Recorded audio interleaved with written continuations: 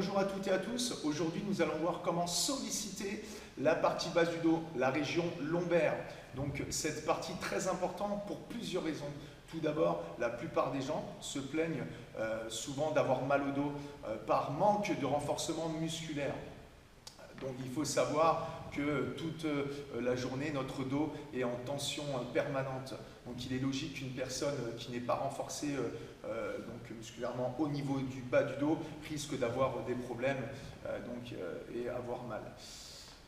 Deuxième raison, aussi donc très importante par rapport aux sportifs, que ce soit des pratiquants de musculation ou d'autres sports, la plupart de ces gens pensent uniquement à solliciter un maximum les abdos et en oublient la sollicitation des lombaires.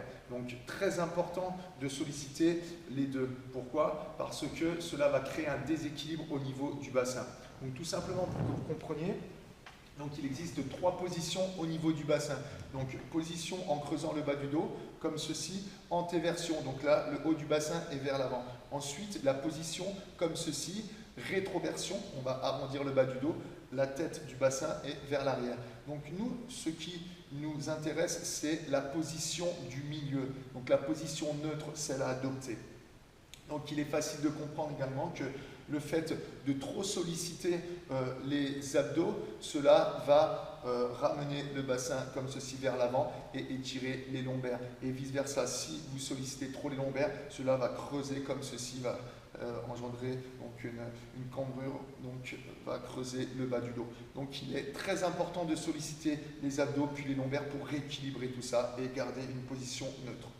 Alors, avant de commencer l'exercice, donc j'ai choisi le Swiss Ball, donc le ballon, je travaille beaucoup avec car c'est un très bon outil de travail. On aurait pu faire un exercice de lombaire, donc de type Pilates, tout simplement sans matériel sur le tapis, ou alors aller en salle directement sur une machine de type chaise romaine pour faire les flexions-extensions lombaires. Là, le ballon est très bien car nous pouvons solliciter un maximum de groupes musculaires, voire tous les groupes musculaires, et donc chez soi tranquillement. Et aussi, donc, ça oblige la personne à avoir une concentration optimale. Et puis, donc, le fait de vouloir tenir en équilibre sur ce ballon, ça fait appel à tous les groupes musculaires, toutes les ceintures. Donc, vraiment, c'est un travail de muscle profond. Donc, ballon très bien.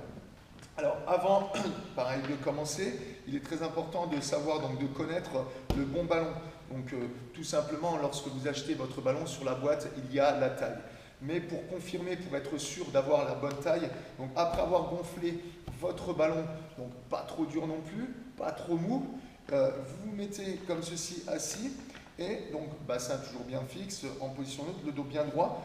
Vous positionnez les jambes à 90 degrés. Donc si les jambes sont à 90 degrés, les pieds bien à plat, c'est la bonne position, le bon ballon, la bonne taille. Si donc les jambes sont comme ceci, c'est que le ballon forcément est trop haut, et vice versa, si les genoux sont comme ceci, donc les jambes sont trop fléchies, le ballon est trop petit. Donc voilà, donc là on peut commencer.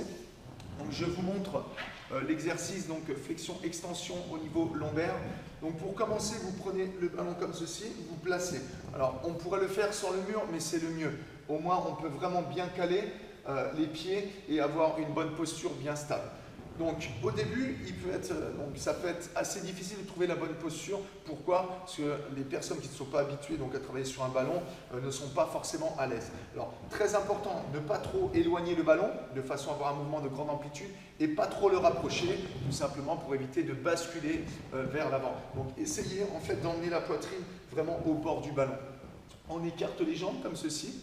Donc on peut légèrement fléchir les jambes, le mieux donc tendu, bien contracté, comme ceci, on reste bien calé au niveau du bas du mur.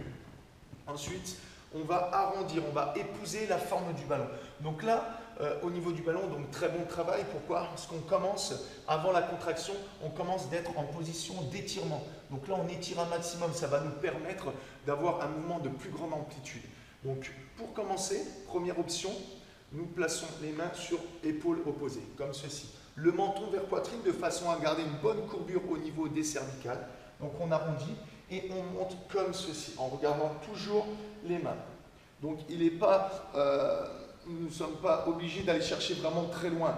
on peut, mais rien que le fait de garder le buste dans l'alignement des cuisses, le travail est déjà fait. N'allez pas chercher trop loin non plus. Donc vous descendez.